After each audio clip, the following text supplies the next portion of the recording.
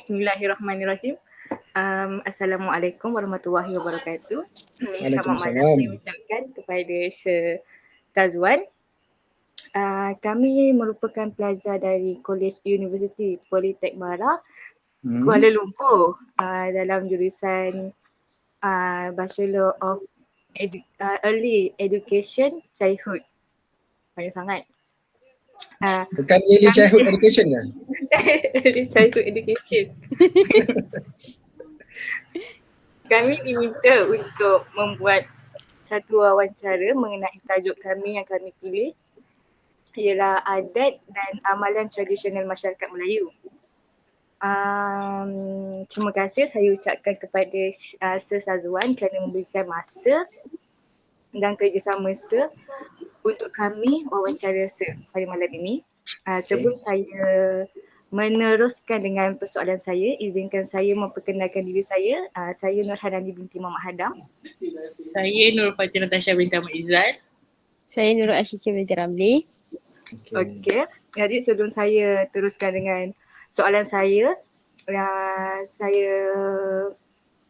bolehkah Sir terangkan serba sedikit biodata Sir dari umur, nama? Okey, pasal perkenalkan ni saya Muhammad Sazwan Migani. Sekarang ni saya merupakan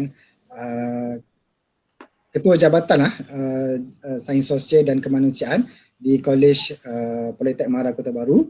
Okey, so background pendidikan saya ijazah di dalam Political Science daripada Universiti Kebangsaan Malaysia pada tahun 2006 sehingga tahun 2009 dan lepas tu saya ada sambung sikit lah di peringkat master iaitu dalam business Master in Business Administration lah, MBA di UiTM.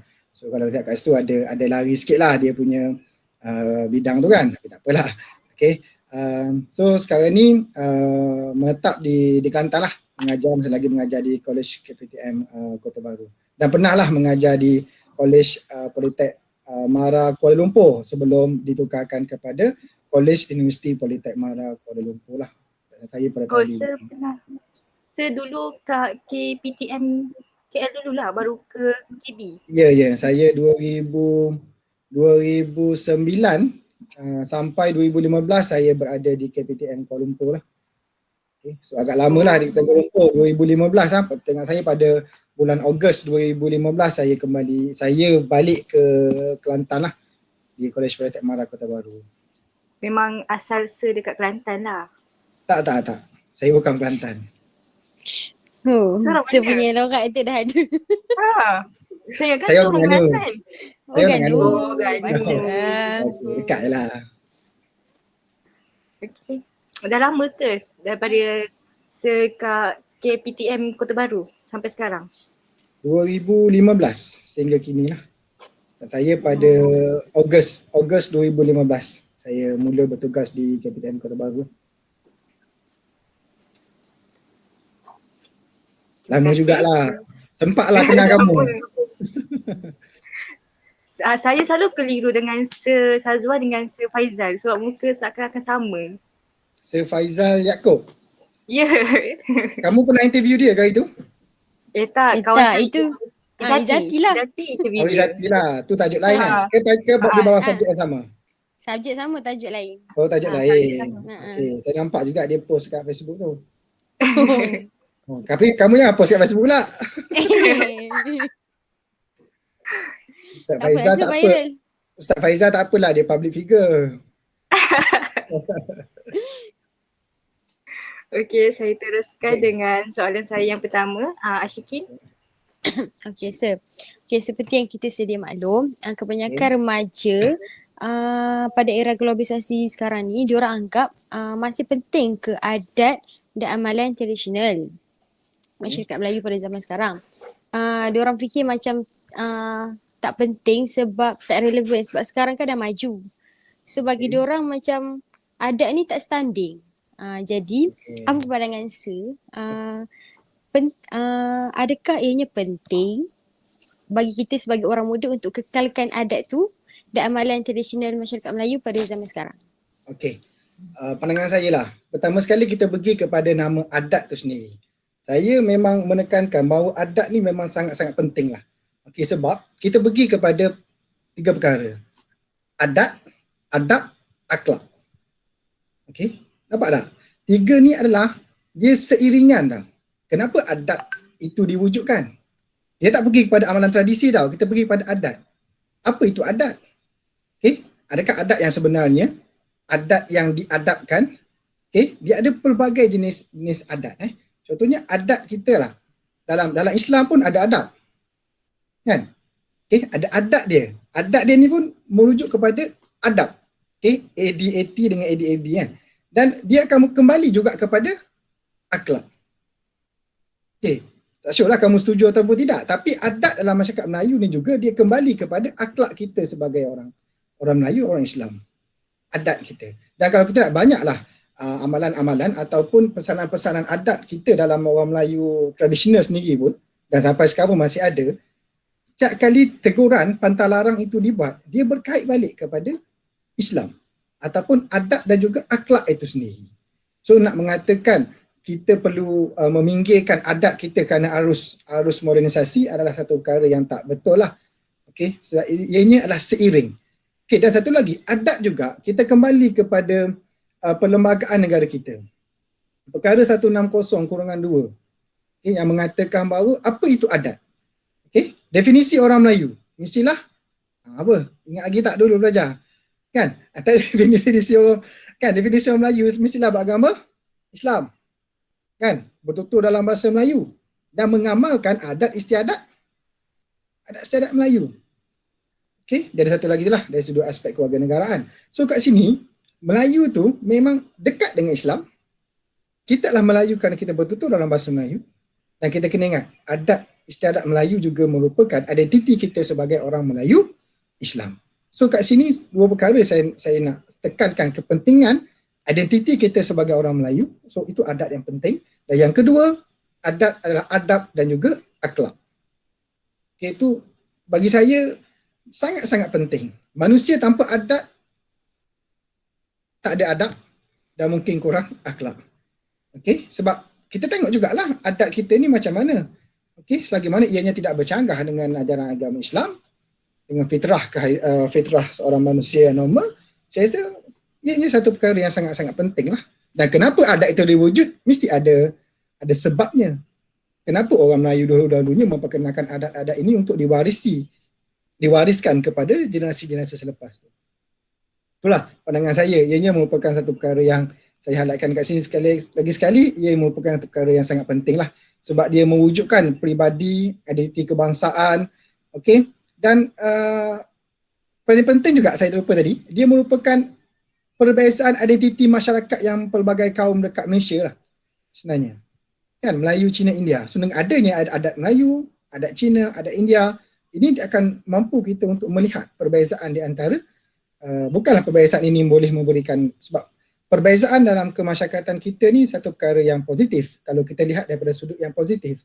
So adat-adat yang berbeza ini akan memperkayakan lagi aspek kemasyarakatan di dalam negara kita ni lah. Okey.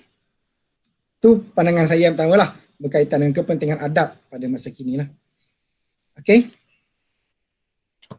Okey, saya serahkan kepada panel seterusnya. Fatih untuk tanyakan soalan. Fatih nak tanya soalan apa, Fatih? Okey. Tanya je. Kalau masa saya bercerita tu, kamu nak tanya berterusan pun tak apalah, kita bincang kan. Okey. Macam saya cakap tadi, adat ni penting kan bagi masyarakat Melayu. Okey, macam mana pula dengan adat yang, okeylah, adat ni banyak jenis. Ada yang bercanggah dengan agama, ada yang tak. So saya nak tanya, kalau adat tu bercanggah dengan Islam ataupun dengan sesuatu agama tu, adakah kita patut lupakan terus ataupun kita boleh buat tapi yang part agama tu kita kena menitik beratkan lah. Okey. So apa pandangan Sir? Okey, kita tak dapat lari dalam yang pertama yang tinggi dalam kehidupan kita adalah Islam. Dan kita kena ingat apa yang saya katakan tadi, definisi orang Melayu adalah Islam. Dan sebenarnya pada hari ini, selepas kedatangan Islam yang banyak membudayakan masyarakat Melayu. Islam yang banyak membawa adat-adat dalam masyarakat Melayu. Cuba kalau kita tengok balik, kita renung balik, kamu study balik berkaitan dengan nasihat-nasihat Luqman di dalam surah Luqman tu kepada anak-anak dia. So kalau kita lihat kat situ, banyak nasihat-nasihat itu yang dijadikan panduan di dalam adat-adat dalam masyarakat Melayu. Okay, sebab apa? Sebab bagi saya pada hari ini Islam membudayakan Melayu. Okay, tapi jika ada percanggahan, kenapa ada percanggahan? Sebab kita kena lihat revolusi agama di tanah Melayu. Pengaruh-pengaruh revolusi agama tu masih lagi wujud. Animisme, pengaruh Hindu, Buddha, dan kalau kita lihat kalau kita nak pergi ke lebih besar, bukan sekadar adat saja, kita nak pergi pada budaya dan unsur tradisi dalam masyarakat Melayu, banyak tradisi-tradisi kebudayaan yang dipengaruhi oleh animisme, dipengaruhi oleh Hindu dan juga Buddha, kerana ini adalah amalan mereka yang diamalkan daripada satu generasi ke generasi. Dan mungkin sampai ke hari ini, elemen itu masih lagi dibawa. Okay, walaupun ada percanggahan. Tapi setakat mana percanggahan itu? Okay, kalau kita nak besarkan perbincangan, kita tengok kepada aspek kesenian. Mungkin kita pergi pada kesenian. Sebab amalan Melayu tradisional yang kekal pada hari ini, kalau kita nak pergi pada budaya, dia bukan sekadar adat saja, dia juga merangkumi keseluruhan cara hidup. Kan? Okay, keseluruhan cara hidup ni termasuklah dari segi aspek agama, bahasa, pakaian, kesenian, tarian dan sebagainya. Kalau saya nak, kalau boleh lah saya sesuaikan dengan contoh lah. Kesenian kita yang bercanggah dengan Islam. Ada tak kesenian kita yang bercanggah dengan Islam? Bagi saya macam ada dari sudut tarian lah. Macam tarian. Contoh dari sudut tarian. Contoh kita ambil antara kesenian yang pernah diharamkan dekat Malaysia seperti persembahan makyung. Kalau orang Kelantan pernah duduk kat Kelantan pernah dengar kot persembahan makyung. Makyung pernah diharamkan persembahannya secara terbuka di negeri Kelantan. Sebab apa? Sebab persembahan wanita di atas pentas dan sebagainya. Tapi adakah kita perlu meninggalkan terus adat berkenaan, tradisi berkenaan? Tidak. Kita perlu menggunakan konsep, kita asimilasikan. Kita sesuaikan dengan situasi semasa. Contohnya sekarang, dekat Kelantan, persembahan makyung dikembalikan tetapi dipersembahkan oleh Pak Yung. Faham tak? Beza tak? Hanani dengan Syikir dengar ke? Beza. Dengar. Tapi kan Mak Yung tu bukan macam menarik roh. Tak sebab tu saya kata dia mengasimilasikan penceritaan itu. Olahan kepada penceritaan, olahan kepada tarian, olahan kepada siapa yang mempersembahkan. Sebab tu saya katakan kalau sebelum ini terkenal dengan tarian makyung. Tapi sekarang ni kalau persembahan baru ini dia dikenali sebagai tarian Pak Yung. Bahkan kita telah menganugerahkan anugerah Pak Yung negara kot kepada saya lupa nama dia, panggil Pak Nan kan, nama istilahnya Pak Nan lah, ketua pengarah kot ataupun pengarah kesenian negeri Kelantan tu, dia adalah Pak Yung negara. Mempersembahkan, maknanya kat sini kita menyesuaikan kepada situasi itu sendiri.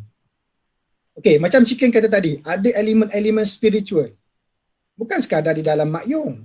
Kita tengok balik kepada di Terengganu terkenal dengan ulik mayang. Okey, dekat Johor mungkin terkenal dengan kuda kepang. Kan, dekat Kelantan dia ada terkenal, sekarang mungkin tak terkenal sangatlah, seperti Main Puteri. Kan, maknanya ada unsur-unsur kesenian yang ada unsur-unsur spiritual dekat situ. Orang Johor mungkin tahu macam mana persembahan kuda kepang. Okey, kuda kepang tradisional, dia ada unsur-unsur spiritual, orang kampung panggil night share. Tak tahulah kamu faham ke tak Syikir dengan Fatin faham ke tak? Kalau Hanani tak faham, Allah alam lah orang Johor sendiri. Pernah dengar tak istilah night share tu? Pernah. Kan, maknanya dirasuk. Tapi adakah salah kepada persembahan itu?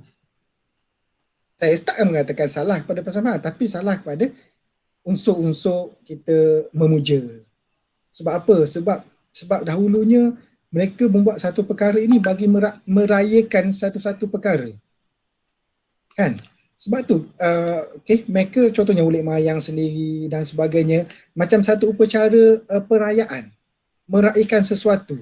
Sebab apa? Kepercayaan kepada animisme tadi. Roh nenek moyang, roh batu kan, kekuasaan yang ada pada pokok kan, kekuasaan kepada hantu laut dan sebagainya, puteri 7, puteri 1 dan sebagainya, membawa kepada persembahan ulik mayang itu diperkenalkan. Maknanya mereka merayakan. Sebab tu saya kata sekarang, saya berbalik pada ayat yang pertama tadi, kenapa saya kata Islam membudayakan Melayu. Kalau tengok sekarang ni pun, sekarang ni selepas kedatangan Islam, perayaan yang diraihkan oleh orang Melayu, semuanya adalah perayaan berasaskan agama Islam.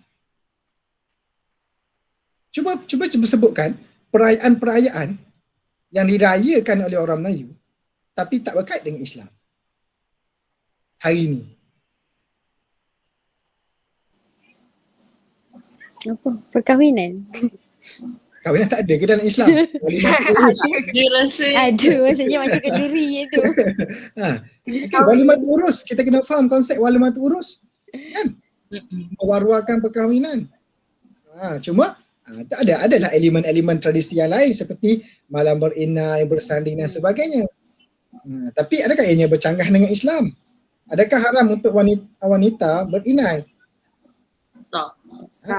Taklah dibenarkan dalam perhiasan dan mencantikkan diri kan. Sebab tu saya kata memang Melayu terkenal dengan Islam tu membudayakan masyarakat Melayu pada hari ini kerana pengaruh Islam itu membawa impak yang besar kepada adat dan tradisi orang Melayu kan. Aidilfitri, Aidiladha, apa lagi, Nuzul Al-Quran, Maulidur Rasul, Awal Muharram, semua tarikh-tarikh cuti ni kita semua ingat lah kan, kita rayakan. Semuanya adalah kepada perayaan-perayaan orang Melayu. Okey, itu antaranya lah. Okey, tapi saya nak petik lah, dia tadi saya ada baca sikit lah kat sini, kalau saya boleh bacakan sikit fellow Pusat Pengajian Islam of Oxford University, Datuk Dr. Afifi Al-Khatiti. Okay, so benda ni nanti saya akan share lah kepada siapa Hanani yang kontak saya kan. Ya, saya. Mungkin artikel ni kamu boleh gunakan sebagai bahan untuk kamu membuat pemetangan yang kepada pensyarah tu lah. Okay, saya nak highlightkan kat sini. Contohnya Datuk Dr. Afifi ni seorang fellow Pusat Pengajian Islam Oxford, wakil Malaysia yang berada di Oxford ni, memang bagus lah. Okay.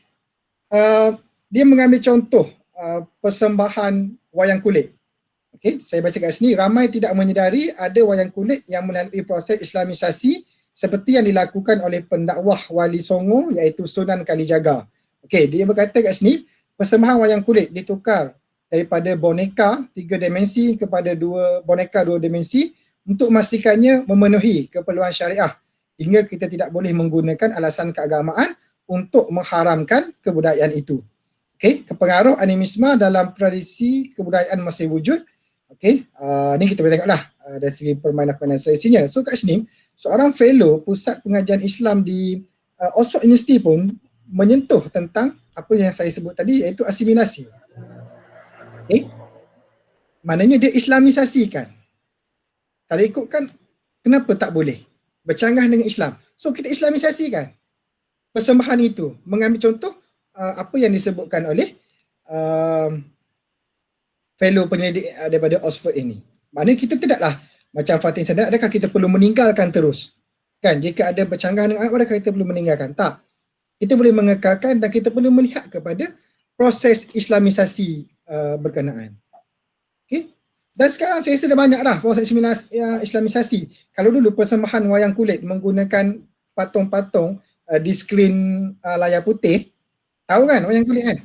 Okay, dan sekarang ni elemen-elemen dia dibawa kepada bentuk 3D. Kan, dibawa dalam bentuk animation kan, animasi. Sebab kita dah moden. Tapi macam mana kita tak nak meninggalkan ni, kita buat dalam bentuk animasi. Okay, animasi lah, animasi. Allah. Okay, kita dalam bentuk animasi kan, Ruqyah, Samad. Kan, maknanya ada penceritaan itu tidaklah sampai kita nak meninggalkan terus. Sama juga macam tarian-tarian ulik mayang. Adakah kita nak tinggalkan? Tak. Mungkin kita kena kurangkan unsur-unsur permujaan dan sebagainya. Kuda kepang, kurangkan unsur-unsur yang sampai naik share tu. Kan? Naik share tu mungkin sebab ada faktor-faktor lain. Kan, kalau sekadar persembahan biasa, saya rasa tidak menjadi masalah. Tapi ada, bukanlah sekadar tak ada masalah langsung. Sekarang pun ada juga orang sekadar buat persembahan, tetapi kenapa sampai dirasuk? Dah dengar Saya tak? pun orang tanya orang tadi. kan orang asrama buat persembahan buat persembahan ulit mayang dekat sekolah dan juga asrama. Okey, tiba-tiba kena rasuk. Okey, Itu kena rasuk dekat asrama dan sebagainya. Sebab apa? Sebab itu dahulu sengaja dibuat ke? bukan. Bagi saya benda tu adalah satu ketika dahulu ianya bersifat pemujaan. Dan bila benda tu diseru balik, bukanlah seram pula malam-malam ni kan. Ya, tapi macam tu lah kan. Maknanya satu ketika dahulu benda tu dinyanyikan, dipersembahkan untuk memanggil mereka datang. Dan bila dipersembahkan balik, ada entiti-entiti di kawasan berkenaan campur dengan dan sebagainya, so mungkin menyebabkan adalah faktor-faktor benda macam tu. Sebab kita tak dapat melarikan, kan? Tak dapat lari daripada kepercayaan kita bahawa di sekeliling kita ni pun ada entiti-entiti yang kita tak nampak yang ada di dalam kehidupan kita lah. Okey. Tu lah, nanti saya boleh share lah kepada sahabat kita ni lah berkaitan dengan apa yang dinyatakan ni. Sebab tajuk dia tu Usah Mudah Tolak Haramkan Adat dan Budaya Melayu. Okey, memang saya rasa benda ni artikel ni memang kena lah. Memang kena dengan soalan yang ditanyakan oleh Fatin tadi tu. Okey. So Tapi kan Sir, kalau kiranya kan contohlah Pak Yung tu dia buat juga tarian. Macam mana tak nak bagi yang ada ritual-ritual tu? Okey. Dan ritual-ritual tu mungkin dari sudut pengolahan cerita. Mungkin dalam isi dia lah. Dari sudut bacaan-bacaan mantra-mantra tu mungkin tak perlu diadakan lah. Sama juga macam dalam silat. Silat orang Melayu dulu macam mana? Silat Melayu sekarang macam mana? Silat Melayu dulu dia macam memasukkan unsur apa? Roh Saya telah. Faham lah Kerana kalau silat Melayu dulu memang kita kata dia ada elemen lain. Bukan sekadar elemen yang ni ada elemen dalaman lah kat sini. Tapi kita tidaklah nak mengatakan elemen dalaman tu adalah elemen yang salah. Elemen dalam diri mungkin elemen memperkukuhkan jiwa kita sebagai orang Islam. Kan? Tapi ada juga yang memasukkan unsur-unsur lain. Kan? Sampai belajar silat takluk kena tikam. Minyak mana orang kata ada hikmat dia, ada beramal dia, ada pendamping dia. Ni yang masalah. Sebab Melayu dulu dalam animisme dan selepas kedatangan Islam pun masih ada yang masih mengamalkan istiadat-istiadat mandi saha lah dan sebagainya yang kita katakan memang bertentangan dengan Islam. Kalau yang betul-betul bertentangan dengan Islam, yang ni memang kita boleh elakkan lah, kita jauhkan lah. Okay. So kalau contoh kan macam ada Islam dengan adat Melayu kan. Okay, kalau adat Melayu macam dia lebih kurang macam kalau orang meninggal kita akan bawa air untuk kalau adat Melayu dia akan siram kubur tu kan. Tapi kalau dalam Islam tak perlu pun siram air tu kan. Melainkan niat kita untuk tanah tu kan. Kalau kita niat kita untuk menyejukkan mayat, kiranya akidah tu dah terpesong lah kan. Saya nak cerita pasal akidah kat sini bukanlah saya ahlinya tapi gitulah kita sebab dia ada macam amalan-amalan yang tradisi kita lah. Tapi itulah macam Chicken cakap tu lah, dia balik kepada niat kita. Bukanlah kita katakan dengan air tu kita nak menyejukkan jenazah dan sebagainya. Okey, betul lah air tu untuk kita memampakkan tanah dan sebagainya. Okey. Okey, Hanani. Soalan yang seterusnya, bagaimana cara untuk kita kekalkan adat tu? Bagaimana cara kita nak kekalkan adat tu? Dalam generasi muda. Dalam generasi muda. Kan orang fikir macam adat tu belum ada sekarang lah. Dia pandai remeh lah. Dia macam fikir adat sekarang relevant ke nak buat apa macam tu. Okey. Kita pergi kepada definisi dulu adat budaya ni lah. Yang merupakan keseluruhan cara hidup yang diwarisi daripada satu generasi ke generasi yang lain melalui proses pembelajaran. Okey, kat sini kita nak melihat kepada proses penurunan penerimaan adat itu daripada satu generasi ke generasi. Di sinilah yang kita dapat lihat ada ketirisan. Contoh dia akan sampai pada kamu nanti. Nenek kamu, tok yang kamu lah, moyang kamu ceritakan, amalkan adat-adat ini kepada datuk kamu. Mungkin datuk kamu ambil 90% sebab berlaku perubahan zaman. Datuk kamu kepada ayah mak kamu, berlaku perubahan zaman. Mungkin mak ayah kamu hanya ambil berapa saja. Sebab apa? Sebab dah tak relevan. Mungkin mak ayah kamu hanya ambil 70%. Mak ayah kamu turunkan kepada kamu. Yang 70% tu diturunkan kepada kamu. Berapa persen yang kamu ambil? Sebab kamu sebutkan tadi dah tak relevan lah, ni zaman moden lah. Okay, dah tercicir banyak tak? Banyak dah. So mungkin tinggal 50. Persoalan saya kepada anda semua, adakah kamu akan menurunkan kepada anak cucu kamu adat-adat Melayu yang kamu belajar daripada mak ayah kamu? Jujur. Tak semualah kot. Tak semua. Kalau ada yang ada fungsi, boleh lah. Okay, so kat situ, Ada yang maksud. berlaku tak ketirisan tu? Berlaku. Tadi kamu terima daripada mak ayah kamu adalah 50% atau 40%.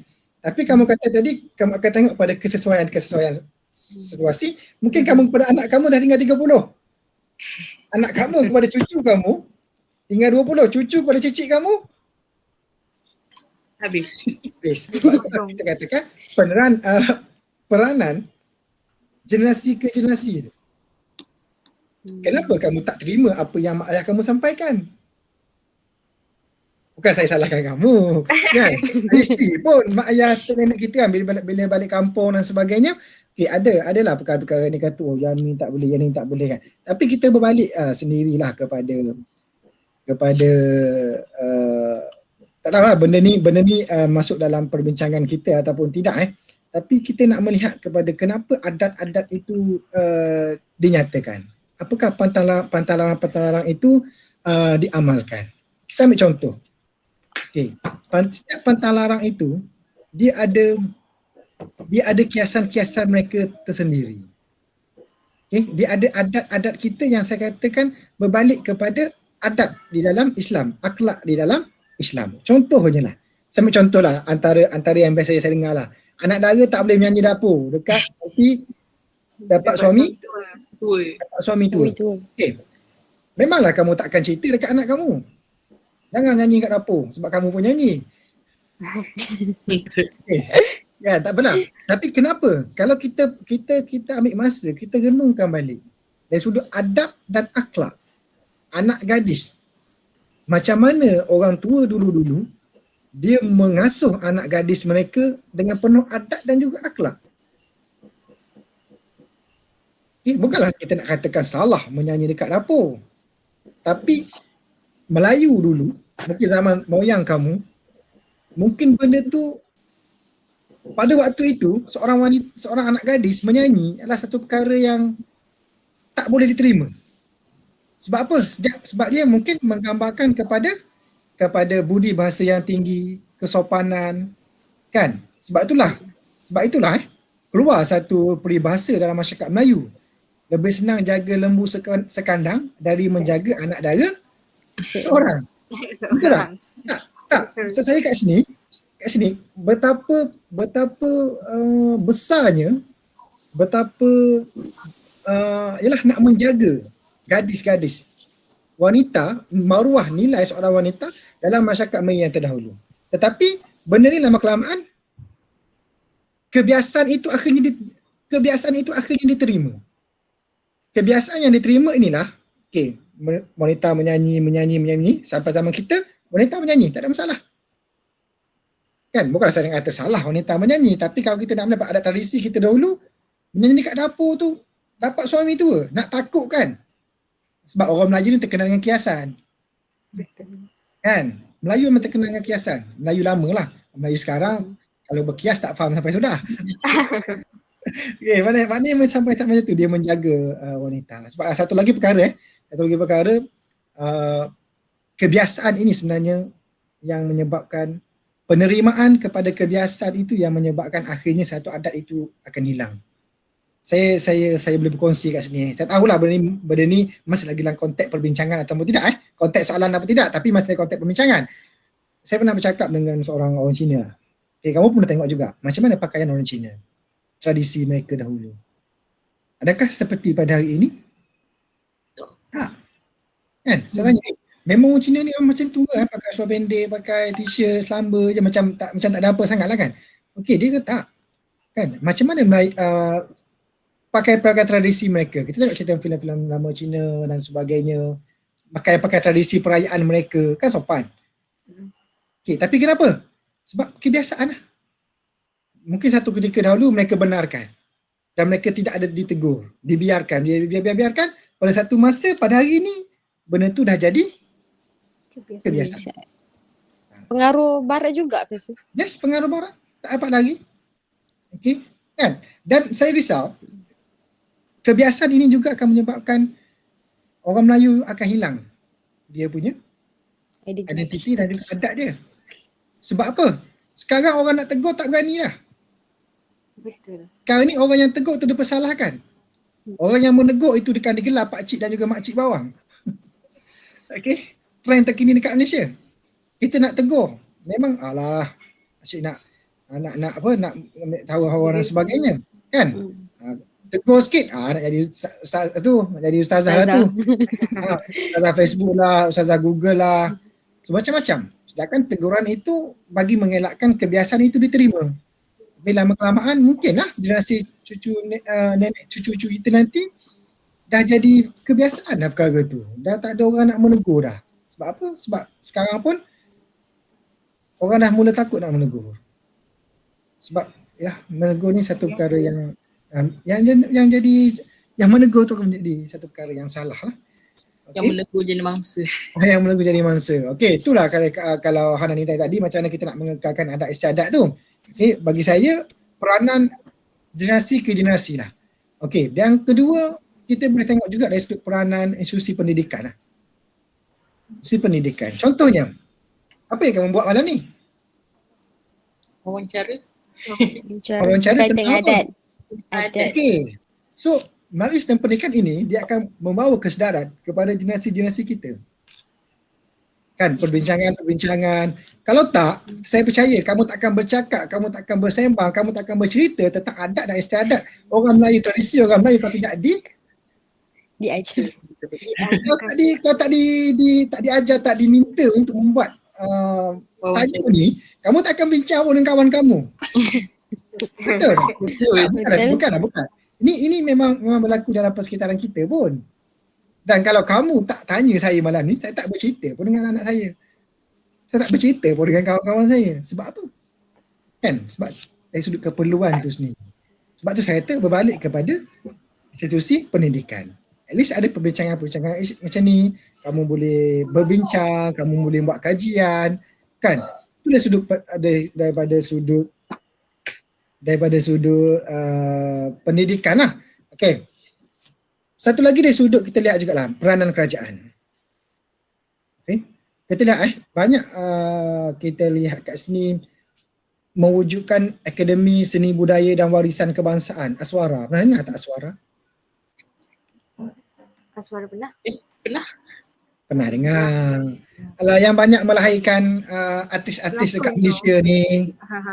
Tapi kita tengoklah peranan dia bukan melahirkan artis-artis tu saja. Artis-artis ni yang pergilah, yang berjaya dalam dunia teater dan sebagainya. Tapi tengok pada peranan Aswara tu sendiri macam mana dia nak membincangkan, nak membawa imej supaya benda ni tak ketinggalan. Adat, tradisi, kesenian, budaya dan sebagainya. Okey, dan satu lagi kita boleh tengok juga tempat saya belajar dulu saya teringat tempat saya belajar dulu dia ada satu jabatan yang dikenali sebagai ATMA. ATMA ni adalah Institut Alam dan Tamadun Melayu.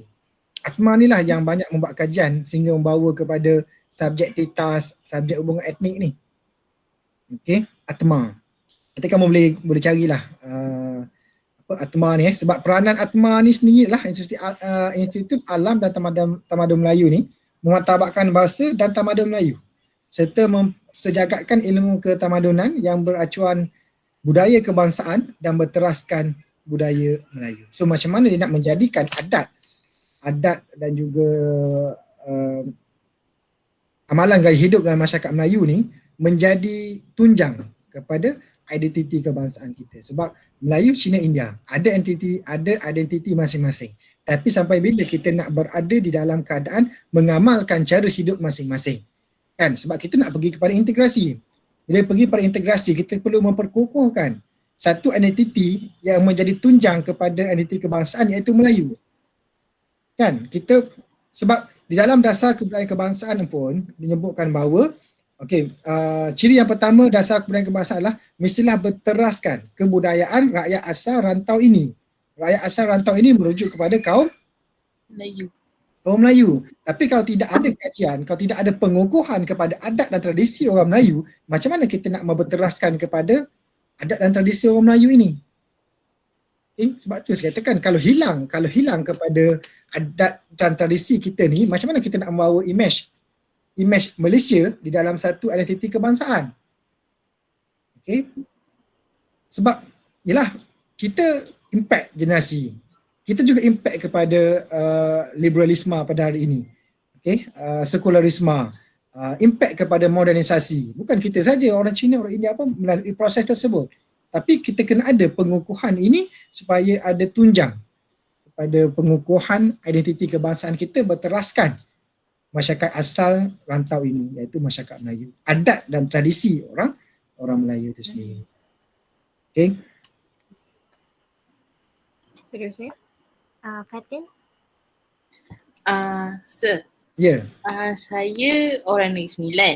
Orang Nagori. Kan kat Negeri Sembilan ni adat dia berbeza sikit dengan adat-adat yang lain, sebab negeri lain kebanyakannya mengamalkan adat Temenggung. Adat Temenggung, okey. Negeri Sembilan dan beberapa daerah di Melaka mengamalkan adat Pepatih. Okey, apa yang saya tahu, adat Pepatih ni dilebihkan kepada pihak perempuan. So kalau lelaki ni dia berkahwin dengan perempuan yang mengamalkan adat Pepatih, lelaki ni kena tinggalkan perkampungan dia dan ikut perempuan tu lah. So lepas tu dari segi bahagian harta pusaka pula, perempuan akan dapat harta pusaka tu. Lelaki hanya seperti macam menguruskan harta tu, tapi perempuan yang dapat harta tu. So bagi pendapat Sir lah kan, kenapa adat Pepatih ni dia melebihkan perempuan berbanding lelaki? Apa yang waris kata? Waris cakap apa? Waris cakap apa? Lelaki boleh hidup kalau campur hutan. Kan? So sebenarnya saya tak adalah buat kajian sangat lah pasal adat Pepatih ni. Kalau kita kembali kepada pembagian harta pusaka, kita sebagai Islam tak dapat lari daripada pembagian harta pusaka melalui apa panggil? Dalam Islam lah, dia ada pengirapian dia tentu. Tapi di dalam Islam juga apa? Sikit? Firaid. Ada faraid dia. Ya, ada faraid keluarga Islam dia yang mengutamakan kepada orang lelaki. Tetapi kat sini kita kena faham, kenapa diberikan kepada orang lelaki? Adakah harta tu diberikan kepada waris lelaki untuk waris lelaki? Tidak. Diberikan kepada pewaris lelaki adalah bagi pewaris lelaki ini bertanggungjawab, mengambil alih tanggungjawab waris yang ditinggalkan oleh si mati. Di sini yang ramai yang tersalah faham. Okey, kita ambil contoh kat sini lah. Okey. Abang mati, kan? Meninggalkan isteri dengan anak-anak. Okey, harta yang diberikan kepada si adik lelaki, mungkin ada fakta-fakta lain lah saya tak jelaskan kat sini, tapi adik lelaki tu dapat persen juga kepada harta si mati tu lah. Kita nak tengok tanggungjawab bapa saudara tu. Bukan harta tu kepada hak milik peribadi dia, tapi dia hadir bersama dengan tanggungjawab kepada anak saudara dia tu. Kan, siapa yang mungkin bapa saudara ini yang akan menjadi wali kepada anak-anak dia ni. Kan? Sebab itu dia berikan sebagai tanggungjawab tu. Tapi orang kita dapat harta tak bawa bersama dengan, tidak dibawa bersama dengan tanggungjawab. Kan? Sebab mungkin adat dalam pepatih ni betul, adalah yang mengatakan pepatih ni tidak mengikut kepada Islam dan sebagainya, tapi kita kena lihat dalam Islam pun dia ada satu lagi, selain daripada faraid, pembagian harta pusaka dalam Islam pun juga disebutkan ada hibah, pemberian hadiah. Mungkinlah tadi tak tersure jugalah dari sudut pembagian harta pusaka dalam adat pepatih ni. Okey, maknanya diserahkan pada wanita mungkin dari sudut hibah tu kot. Okey, sebab yalah lelaki boleh hidup walau campak dalam hutan sebab orang kata tu kan. Tapi saya tak boleh nak komen panjang lah tentang adat pepatih ni sebab dia terlalu complicated lah.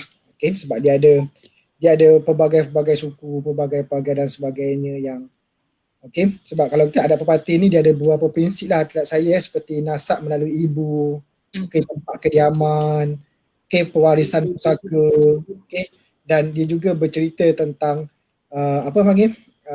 nak masuk suku dan sebagainya. So dia memang satu adat yang agak complicated.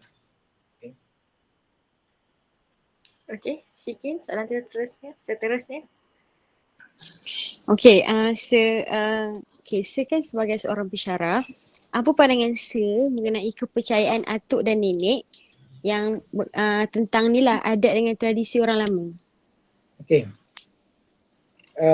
Saya rasa soalan tu secara tak langsung hasil perbincangan kita yang sebelum ni pun dah ada yang diselitkan lah.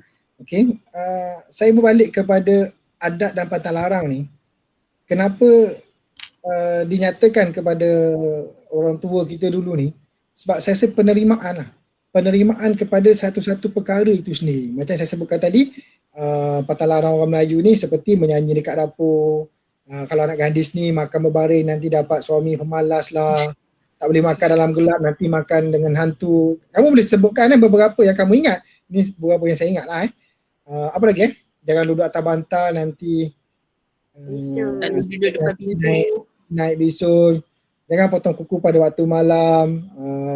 Jangan makan makanan pinggang yang sumbing Nanti kalau dapat anak sumbing. Disumbing, tak basuh pinggan nanti lambat boleh menantu lah. So macam-macam. Tapi kalau kita perhalusi, setiap pantang larang ni dia ada kiasan-kiasan dia. Dia ada penerimaan dia. Contohnya lah, kita ambil beberapa contoh kat sini Duduk atas bantal. Kalau kita berfikir logik memanglah takkan naik bisul kalau duduk atas bantal pun. Dari sudut sains dan juga kesihatan. Tak. Tetapi berbalik kepada adat dan juga akhlak. Kan awal-awal tadi dalam awal-awal persoalan kepentingan tadi saya cerita tentang adat dan juga akhlak. Di mana adat kita, di mana adab kita, di mana akhlak kita bila kita duduk di atas bantal. Tak manis lah. Orang Melayu dulu dijaga tau. Dia memang sensitif di kepala, memang sensitif. Sebab tu orang kata jangan bergurau main kepala. Pantang. Orang tua dulu bergurau main kepala main pantang. Kan? Okay. So antara contoh lah. Okey, apa lagi? Makan makanan sumbing. Nanti anak jadi pinggan yang sumbing ni. Sumbing. Anak sumbing. Jadi sumbing kan? Okey. Dari sudut kita logik je pun eloklah kita makan makanan yang pinggan tak sumbing. Yang elok lah. Tak elok lah kan. Nanti kita sendiri lah. Nanti apa tu sebut-sebut. Sepihan dia. Sepihan dia.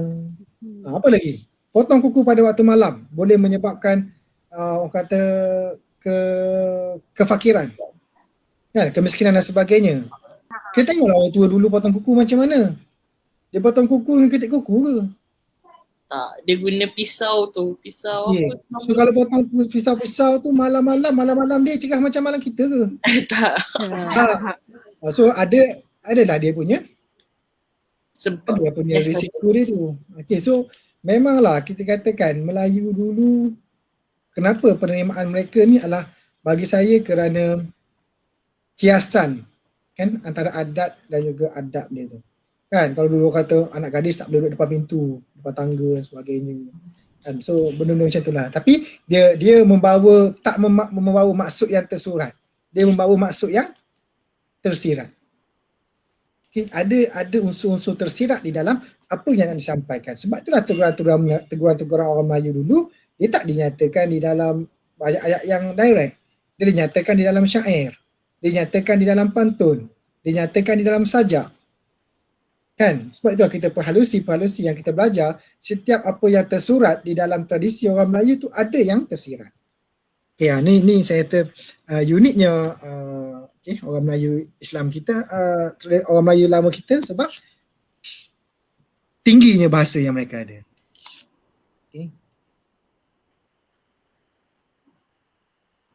Okay, itulah antaranya lah. Okay, dan satu lagi mungkin penerimaan atuk nenek moyang kita pada tradisi lama-lama ini adalah mereka menitik beratkan tentang satu perkara itu dan dia memang menjagalah. Dan kalau tengok banyak pantang larang ni dia pergi kepada anak gadis.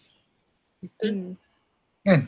Banyak dia pergi kepada anak gadis sebab dia berbalik kepada macam mana orang Melayu dulu menjaga anak gadis mereka sehingga keluarnya peribahasa menjaga lembu sekandang lebih mudah daripada menjaga anak dara seorang. Itulah. Okay. Berbalik kepada Islam. Macam mana? Ada tak impact daripada Islam? Ada. Kan? Macam mana anak gadis ini selagi mana dia belum berkahwin? Kan? Pahala dia, sebab kegagalan seorang bapa yang mendidik anak gadis dia boleh membawa kepada, boleh mengheret kaki bapanya ke neraka. Tu tak ada juga daripada Islam. Okay. Dari segi aspek didikan. Tapi bila kita tengok balik sejarah ni pada kalau kita lihat pada ulama-ulama moden, ulama-ulama moden lah kalau kita tengok pada semasa capai kemerdekaan, pada waktu itulah mereka mula memperkasakan balik peranan-peranan wanita lah. Sebelum ni kalau yang tradisional dulu, wanita tak payah belajar tinggi-tinggi pun, nanti ke dapur juga. Kan? Dapur je. Ada dapur je kan. Kahwin-kahwin lah sampai umur kahwin. Tapi ada satu masa ke semasa mungkin diperkukuhkan balik Islam dan sebagainya supaya wanita ni juga perlu mendapatkan pendidikan. Dan saya rasa benda penting. Wanita perlu mendapat pendidikan sebab pendidikan bermula daripada rumah, daripada wanita, daripada si ibu. Sebab itulah kena ada pendidikan. Pendidikan kat sini sudut agama dan sebagainya lah. Okay, sebab dari segi aspek pendidikan itu. Okay. So, penekanan saya kat sini, orang Melayu tradisional banyak yang tersirat daripada apa yang tersurat. Okay. So kiranya bolehlah kaitkan cakap macam Nabi Muhammad pun martabatkan wanita-wanita. Kan sekarang kan wanita pun pakaian pun macam, kan boleh relate kan? Betul. Tak, memang Islam sentiasa memartabatkan golongan wanita. Cuma sekarang wanita yang cuma kan sekarang kan wanita kan, yelah sekarang kan wanita kan banyak yang, yelah kalau sekarang kita tengok kan sedih yang banyak gelik-gelik semua tu, aurat pun macam ni. So kiranya kita pun boleh dapat tahu yang dalam adat pun ada suruh pelihara wanita, dalam Islam pun ada pelihara wanita kan. Memang Islam memang menjaga wanita dan saya rasa adat kita sendiri pun banyak menjaga golongan wanita. Dan memang Islam memang tak dapat nafikan lah. Okay, memang sangat-sangat menjaga wanita. Sebab itulah, okay, wanita adalah golongan paling mudah untuk masuk ke syurga.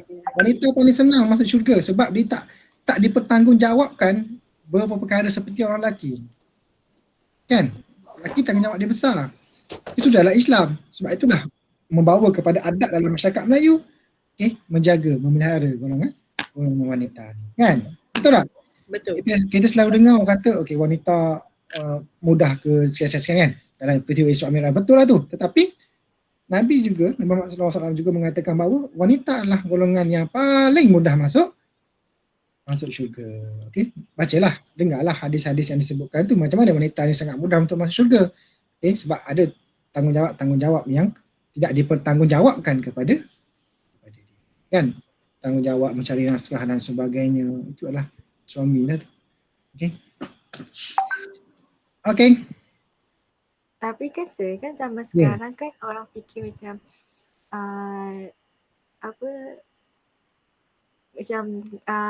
sekarang kan sepatutnya kalau ikut Islam wanita kalau dah kahwin sepatutnya cuma uruskan suami. Okay. Tapi kenapa sekarang wanita yang buat semua? Macam Oh, nak kata wanita buat semua lah. macam Independent lah, independent. macam Dengan lah. sekarang perempuan macam sekarang ni nampak macam perempuan je yang banyak itu ini, lelaki Macam untuk kemas masak rumah je perempuan, masuk pinggan je perempuan, masak je perempuan, urus semua perempuan. Tak, sekarang ni kamu bertanya ni nak highlight kepada saya ke apa? tak. Nak highlight kepada lelaki ke? Takkan. Okay. Okay, macam ni lah. Okay. Apa yang betul-betul, apa yang tak betul tak betul. Macam tu lah. Okay, contohnya kalau kita balik kepada Islam sendiri pun, yang menguruskan keluarga siapa? Lelaki. Suami ke isteri? Suami. Suami. Mencari nafkah adalah Suami. Tetapi dalam Islam pun kita benarkan isteri dengan keizinan suami untuk membantu. Kan? So tak ada masalah lah sebenarnya. Kita katakan wujudnya kerjasama, wujudnya perbincangan. Kan? Isteri nak membantu, tak apalah. Digalakkanlah membantu. Dan pada masa sama suami janganlah membawa adat-adat tradisi dulu. Kalau adat tradisi dulu ada juga yang kita kata tak tepat lah. Di mana ada contoh lah, ada contoh dan real case berlaku. Lelaki kalau orang dulu lah, adalah yang saya pernah jumpa lah. Kalau makan nasi tu semua kena hidangkan. Air basuhan tangan kena bawa, pinggan tak boleh basuh. Mana makan-makan tinggal dia. Adakah itu diajarkan dalam Islam? Tak. Ada juga adat-adat yang dibawa.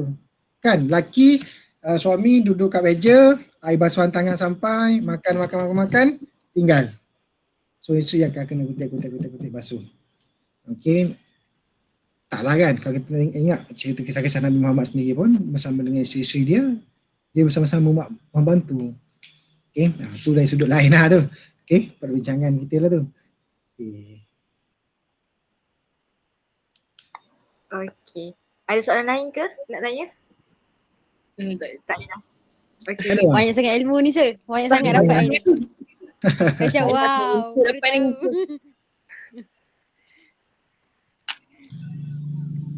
Jadi Kesimpulan lah. kesimpulan yang saya boleh bagilah tentang apa yang pentingnya mengenai ini dah. adat dan amalan tradisional. Saya nak menyimpulkan kepentingan adat daripada dua sudut lah. Yang pertama kita kena tengok daripada sudut Islam, dan yang kedua sudut kita kenapa kita perlu mewujudkan mengekalkan adat ini. Satu dari sudut Islam, satu dari sudut negara. Okay. Islam kenapa? Sebab saya rasa banyak adat-adat kita, tradisi kita yang sebenarnya mengikut kepada ajaran agama Islam yang diajarkan di dalam Islam, cuma adat Melayu kita ini tak menyatakan secara apa yang tersirat. Okay? Apa yang tersurat itu tidak menggambarkan apa yang tersirat, dinyatakan secara kiasan. Okay? Dan macam mana orang Melayu tradisi dulu betul-betul menjaga dari sudut aspek adat, adab dan juga akhlak. Okey, yang kedua adalah elemen macam mana kita perlu mengekalkan adat dan tradisi kita, sebab kita nak pergi kepada merealisasikan dasar kebudayaan kebangsaan yang kita buat pada tahun 1970 dulu, tapi sampai sekarang kita belum mencapai, iaitu kita nak membawa satu image identiti kebangsaan. Bukan lagi dekat Malaysia ni Melayu, Cina, India. Kan masing-masing ada identiti mereka sendiri. Okay, kita ke arah kita nak merealisasikan dasar kebudayaan kebangsaan, di mana ciri yang pertamanya adalah kebudayaan yang bercirikan ataupun berteraskan kebudayaan rakyat asal rantau ini, iaitu merujuk kepada orang Melayu. So macam mana kita nak wujudkan identiti orang Melayu? Kena kukuhkan dulu identiti orang Melayu tu. Kalau identiti kita hilang, macam mana kita nak bawa image identiti kebangsaan? Okay, sebab tu kalau kita lihat bukan saya nak ni, banyak artikel-artikel yang ditulis sendiri pun kan, dan yang ditulis oleh fellow penyelidik di Oxford tadi pun, dia menyebut banyak di negara jiran kita, mereka lebih memartabatkan adat tradisi mereka jika dibandingkan dengan negara kita. Tengok Indonesia mereka lebih kuat dalam mempertahankan adat dan juga tradisi mereka. Okay? Sebab mereka, kita kena lihat jugalah asas penubuhan negara mereka tu, proses Pancasila dan sebagainya. Okay? Dan saya nak tambah satu lagi, masing-masing kena ambil peranan. Sebab hilangnya adat dan tradisi kita kerana ketirisan yang berlaku daripada satu generasi ke generasi yang lain. Kenapa? Penerimaan kita dan kita kaitkan dengan relevan pada masa berkenaan. Kan? Kita bincang tadi, nenek kepada mak, mak kepada anak, anak kepada cucu, cucu kepada cicit. Mungkin berlaku pengurangan adat itu, okay, dan akhirnya perkara-perkara yang dahulunya dilarang diamalkan, diterima dan akhirnya menjadi kebiasaan. Yang kebiasaan inilah akhirnya tak ada apalah. Kan? Saya katakan tadi, kan, anak gadis tak boleh menyanyi di dapur. Sampai tak macam tu orang dulu-dulu menjaga anak gadis. Tapi dibuat, diterima, diamalkan dan hari ini ianya menjadi kebiasaan. Okay. Dulu anak gadis nak keluar rumah pun kena jaga-jaga. Nak duduk depan tangga rumah pun mak ayah tak kasih. Sekarang, alah sebab apa? Sebab diterima tau, diterima. Kan? Sebab diterima. Okay, akhirnya ianya menjadi satu bentuk kebiasaan. Okay. So itu yang saya boleh simpulkan lah. So saya nak tekankan lagi sekali kat sini, adat kita sebagai orang Melayu sangat-sangat penting. Sama ada kepada Islam, kepada negara. Okay, itu daripada saya lah. Okay. Okay, terima kasih atas pandangan dan segala pendapat Perkongsian.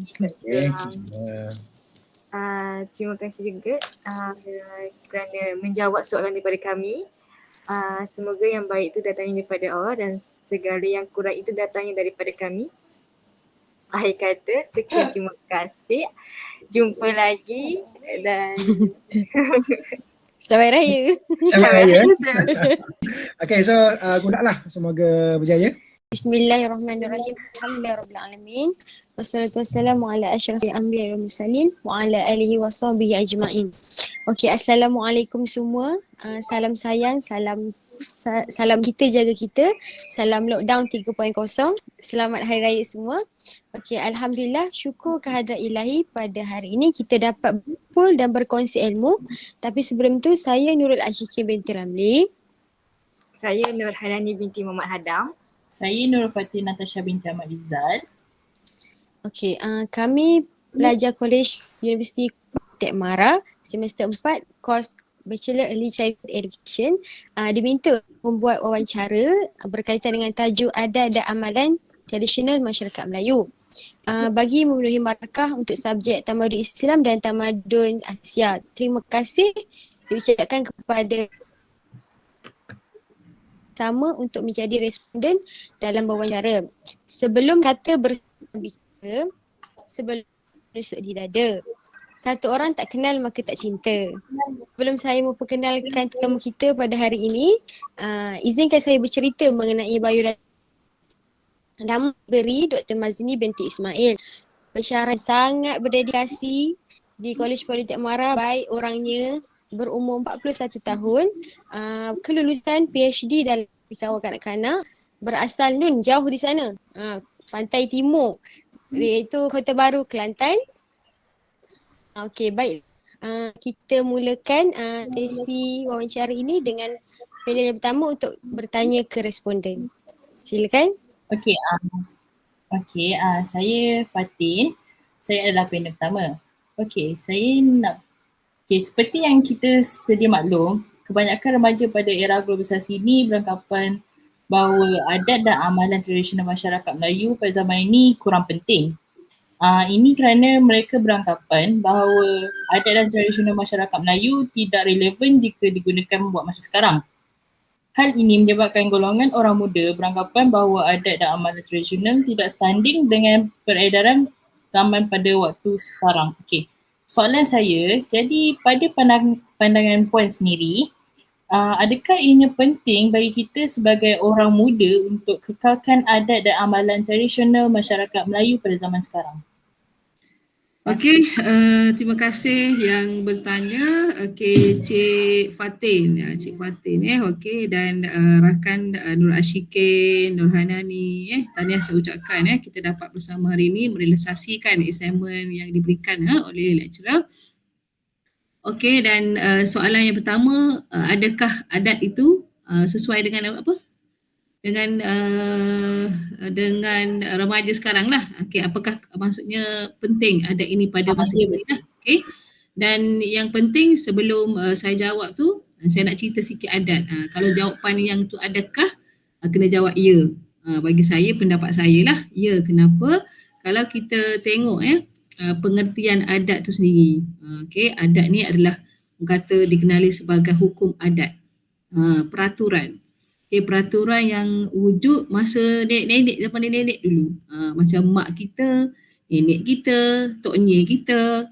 Dan kenapa masyarakat Melayu, terutamanya masyarakat Melayu, ada peraturan hidup dan ada orang kata undang-undang dan hukum-hukum yang perlu orang kata kita patuhi lah. Antara contoh yang terdekat dengan kita ni, yang orang kata hukum adat ni, contohnya kata pengalaman lepas lah kita cerita. Paling senang dia kata jangan duduk atas bantal. Nanti naik bisul, tumbuh bisul. Dan kalau kita juga bagi yang perempuan, bagi kita yang perempuan ni, anak dara ni jangan menyanyi.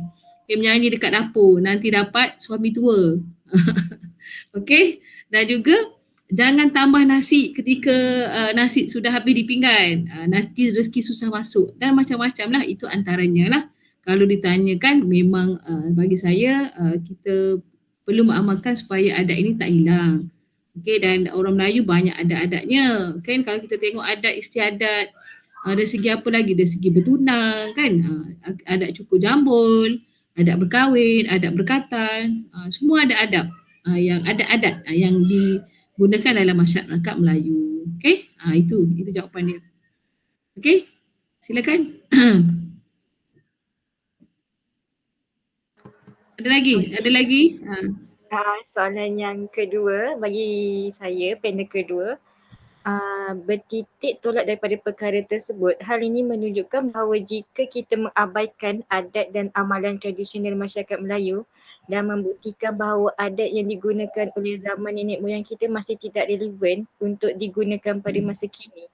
Jadi soalan saya kepada Madam, bagaimana kita nak kembalikan adat dan amalan tradisional masyarakat Melayu pada zaman kini supaya tak ditelan zaman, supaya masyarakat kita tahu adat tu ada lagi. Maksudnya macam manalah tak hilang lah ditelan zaman maksudnya kita macam mana cara kita nak buat.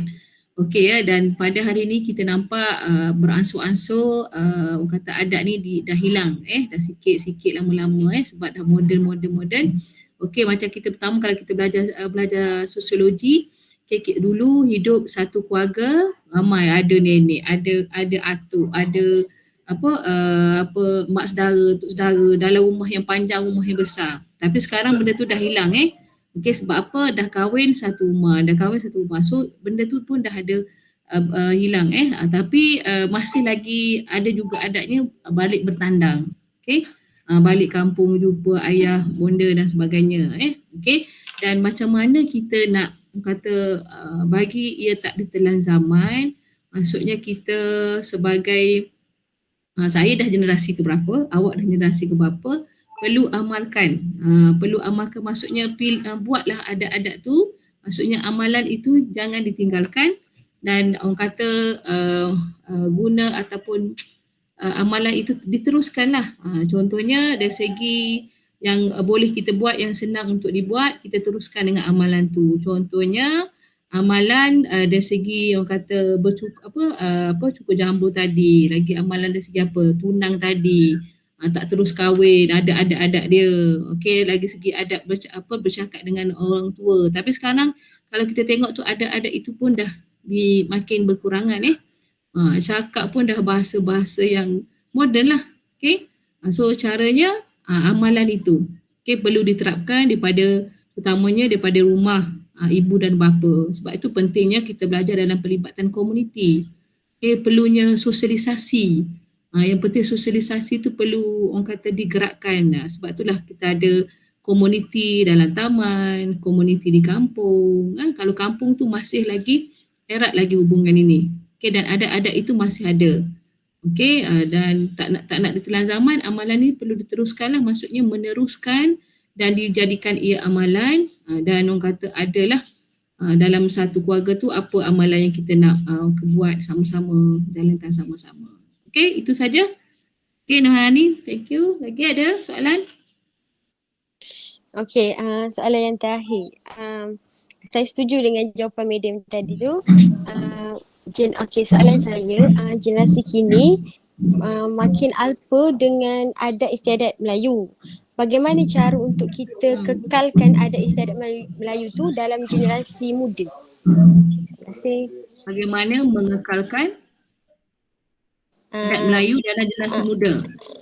Generasi muda. Generasi muda maksudnya remaja dan sekarang lah kan? Okey. So, kita dah tadi kita dah bincangkan. Okay. Yang penting kat sini untuk soalan Syikin tadi, utamanya golongan muda ni kena ada sikap ambil tahu. Kena ada sikap ambil tahu sebab kita nak kekalkan adat istiadat ni. Okey, macam mana nak ada ambil tahu tu? Okey, macam mana? Contohnya, okey, kalau ada sebab kita tahu mewarisi tu. Kalau ada apa-apa pesta ke, ada apa-apa aktiviti ke, dia akan maksudnya orang muda ni, generasi muda perlu turut serta. Kan turut serta dari segi contohnya perayaan. Kenapa? Kebudayaan, kesenian, supaya amalan ini terus dijadikan budaya dalam kalangan masyarakat kita, terutama di Malaysia. Okay, dan banyaklah aktiviti-aktiviti yang boleh disertai oleh anak-anak muda inilah. Okay, yang penting pertama adalah sikap ambil peduli. Itu penting. Okay, golongan muda perlu ada sikap ambil tahu tentang budaya kita sendiri. Okay, salah satunya lah. Selain daripada itu, okay, dan banyak kalau kita tengok adat-adat ini, ia turun-temurun. Dan supaya tak dikhawatiri hilang ni, kita kena amalkan. Kedua tu amalan. Pertama ambil peduli, kedua amalan, dan perlu mengekalkan dan memelihara budaya masing-masing agar tidak ditelan zaman. Okey, dan kalau kita tengok nak kekalkan adat istiadat ni bukan senang so kena mainkan peranan semua, orang muda, okey, begitu juga dengan orang tua. Okey, sebab budaya yang baik ni adalah sesuai dengan cara hidup, kita nak kekalkan lah supaya amalan ini dijadikan orang kata peninggalan lah untuk generasi-generasi akan datang. Mana tahu lagi generasi akan datang tak tahu dah dari segi adat nak bertunang, tak tahu adat amalan-amalan yang dijalankan. Okey, yang antaranya amalan yang kita kata tadi adalah dari segi adat apa lagi tadi saya ceritakan, adat contohnya adat dari segi nak bercukur jambun. Ada adat-adat dia. Okey, so amalan-amalan itu supaya dia tak ditelan lah. Okay, adat cukur jambu, adat berkahwin, adat berkatan. Semua itu perlu kita kata ambil peduli, dan amalan itu perlu dilakukan bersama-sama dan turut serta dalam aktiviti-aktiviti yang dijalankan oleh orang dewasa dan masyarakat. Itu. Okey? Itu saja.